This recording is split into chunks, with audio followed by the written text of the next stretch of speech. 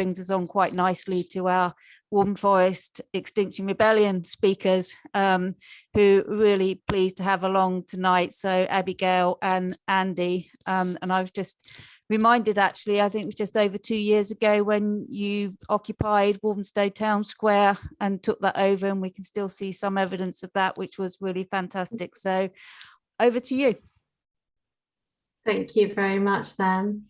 And I'm very pleased to be here today, very pleased to join this discussion. So I'm Abigail Dowling. I have lived in Waltham Forest all my life. And I'm quite new to the climate campaigning. So I've learned a lot tonight. Thank you. Every single time I go to a talk, I learn a lot. So thank you very much.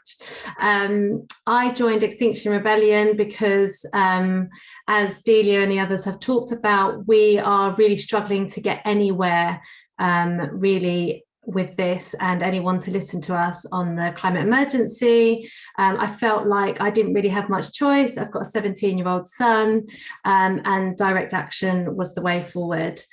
So those of you that don't know what Extinction Rebellion is, we are an international movement, and we use non-violent direct action to try and persuade governments to act on the climate and ecological emergency.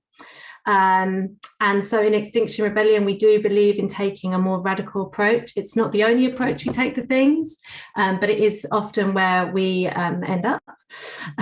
So we have we have 3 demands of the government.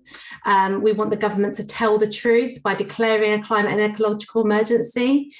So Parliament has, but the government are yet to do that. So they haven't actually declared that we're in a climate and ecological emergency yet. Which is why we do a lot of actions around Parliament. We want the government to act now and halt biodiversity loss and reduce greenhouse gas emissions to net zero by 2025. The latest IPCC report backs up why that's needed. We're not backing down on that. And currently the government's target is 2050, which is massively out of date. In fact, China's target is better than the one we have in the UK now. We also would like the government to create a citizens' assembly and be led on climate and ecological justice. So we want citizens to have a bigger part in decisions made and conversations around this, because quite clearly the government aren't doing what they want. And in Waltham Forest, we actually have a 4th demand, because as Delia said, climate justice is a social justice and racial justice issue, and you can't have one without the other. And so we demand that the government implement a just transition to a fair and ecological balanced society. So some of our campaigns nationally you'll know about are probably where we blocked the News Corp printing press, stopping things like The Sun and News of the World from going out. It was only one day, but it was quite big. It got us in the news. And that's because we want News Corp to start telling the truth and stop hiding the climate emergency. And we also have the Climate and Ecological Emergency Bill, which I'll let Andy give you more details on, but that's something that we have actually done around changing the law. So we try to come at things from every single different angle. That's a coalition action, actually, the Climate Ecological Emergency Bill that was tabled by Caroline Lucas. And in Waltham Forest, John Cryer has signed the bill, but Stella Creasy is yet to sign it, and Ian Duncan-Smith are yet to sign it. And then we also are supporting the coalition campaign of Kill the Bill. And so they're kind of some of the big things we do nationally.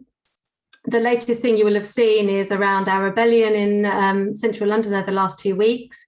We try to keep our direct action campaigns focused at particular targets like the government and big corporations. So this year we were focused at big corporations and the ongoing funding of the climate emergency by the financial services industry in this country. So we stayed around Bank a lot of the time, blocking the roads there and upsetting the people there, but also talking to people. So the big thing we did on this rebellion is we did this thing called Pink Table Talks, and there were crisis talks. So everywhere we had an action, we also had lots of people going out and talking to the public. and just understanding what is really upsetting people, how they feel about the climate emergency, if they've read the IPCC report, just everyday conversations.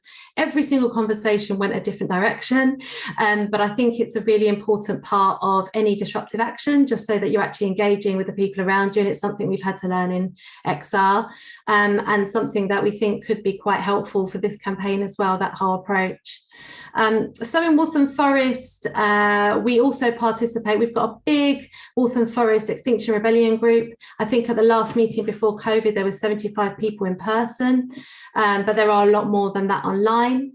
And we do support on the bigger scale actions, but we also like to look at some of our local issues like the Edmonton incinerator, and we've been helping campaign for that, also campaigning for the CEE bill, and most recently the Pocket Park in Leighton, where 122 trees are due to be cut down.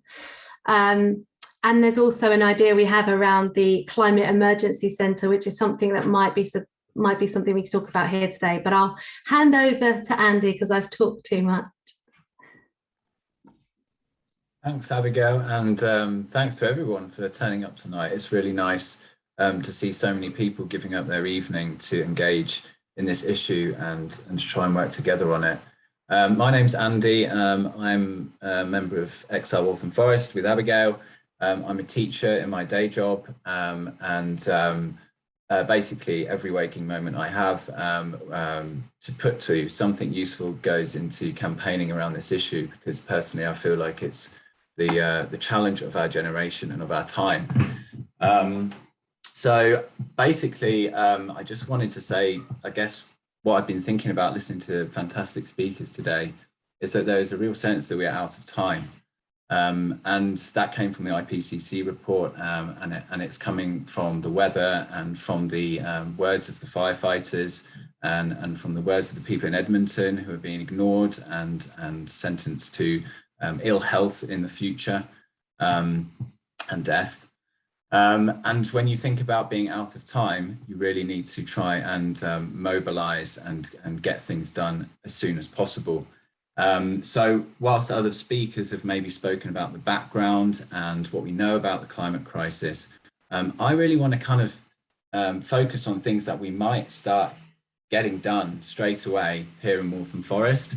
And I guess it's just with a view to putting ideas out there to everyone here tonight, so that you can start thinking and discussing and going out there and doing some stuff.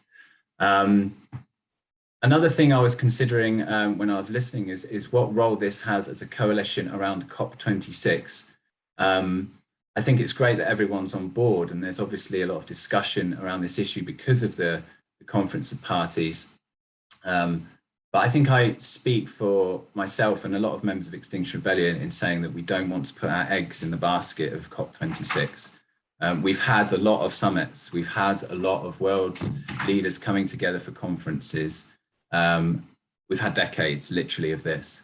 And emissions are still rising, and things are getting worse, not better. So whilst COP26 is an opportunity to trigger action and mobilisation, I really do think we should be thinking quite long term about what we do in the borough from now to COP and beyond COP and into the future. And as Abigail sort of alluded to, we're not just about direct action in XR, we're also about trying to facilitate a transition to a more caring society, and one which is more sustainable and healthier and fairer for all. So yeah.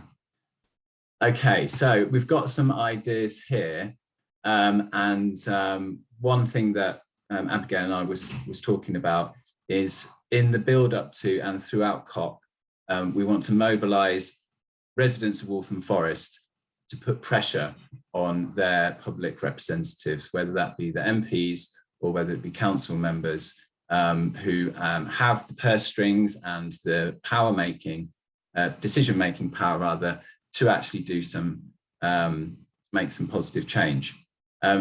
We realise that there's lots of different types of people in our wonderfully diverse borough, And so we want to offer people and maybe train people and encourage people to do a variety of different things. And many of them are very normal things that people will be familiar with, things like petitions. We want to push hard to get more signatures on petitions, and petitions can be a great way of raising awareness, of course, as well. So we've got the Edmonton incinerator that Delia is working so hard on, and we're really pleased to be able to work in solidarity with you on that, Delia. And we're also working on petitions around the CEE bill. So we've already started, I'll talk about it a little bit, Mick, in a second. We've already started getting businesses to sign open letters about the CEE bill, and we're showing these to our MPs. And it's not so much that the petition is supposed to save everything, but it's all about working together and showing the upswell of support from all directions. We're out of time. We can't just sit in the road. Even that is risky and it's scary and dangerous, but we can't just sit in the road. We have to do the petitions as well. We have to write letters as well. And I really want to talk as well tonight, just for a few seconds, I guess, about going on strike, because I really think, and there's a lot of movement in this within XR at the moment, that a council tax strike could be a really effective tool to show the people in power that we've basically had enough. We're in the streets and we're withdrawing our council tax. And there's a lot of talk about this, the way we can do this in a symbolic way that doesn't really incur a lot of problems for people who are financially less secure. But for example, if we withdraw £10 a month from our council tax in a symbolic gesture, we can cause a bit of a foul up in the council, and we can also show people that we're willing to make that personal sacrifice. So petitions, letter writing, council tax, marches to the incinerator. Really, we need a massive upswelling of action at all levels and all styles. On top of that kind of action and that pressure on our representatives, I really think that this coalition could do a lot to engage our community and bring more people into the debate. And in Extinction Rebellion locally here, we've been running people's assemblies, and we've been, during the lockdown even, we were running people's assemblies online, and people would turn up and discuss what we need in our borough and our communities to really empower people and to really push the agenda that everyone wants to get behind. Yeah, Sarah, hi Sarah, you're on the call, I'm glad to see you there. So yes, we've got people's assemblies, we can train people, we can facilitate them, and this is all about giving people a voice, because so many people feel completely powerless in this situation. 3 years ago, people didn't realise how serious it was. 3 years later, they're scared witless, but they have no idea what to do about it. So we need to start discussing in our communities. And then another idea I had, just as we were talking, and probably because I'm a teacher, is it would be great to connect with schools, because COP's going to be in the news, but even my superiors in my school don't know what COP is. And they are, you know, the head teacher doesn't know what COP is, basically. So if the teachers don't know, then how do the schools educate the students about what's happening in Glasgow, and also what's going to be happening in their local area? And of course, we always have the next generation in mind when we are doing campaigning for climate justice and to solve these problems. So connecting with schools is a really good way of bringing more people into it. You can talk to parents through doing it, and you can show that we're not just reading by the normal sort of playbook. We're also trying to get real, complete coverage throughout the borough. Okay, so I've got to the end of my very loose notes, and I'm happy to hand over to Abigail, because I think Abigail just wanted to finish by talking about a climate emergency centre for Waltham Forest. So thanks for listening. Yeah, I won't go into detail on this one because I think it's actually one to add to Andy's list there of things that we could potentially think about doing. But the Climate and Ecological Emergency Centre in Waltham Forest, which is a coalition approach to looking at ways we can combat the climate issue. And I think it's something we could discuss today. I think it'll be interesting to see what other people think about that. If we had a centre, a particular meeting point, I think it would make lots of discussions easier. I think it would be easier to work with other community groups as well. I've been working with Exile Muslims that have given me recently given me a pack that we can use with children within the Muslim community. Maybe that's something we can adapt more widely. So yeah, I think that it's something maybe we can discuss today and maybe one of the options. And I think Susie is on the call as well, who knows a lot more about it than me. So it's just one of the things that we've been thinking about.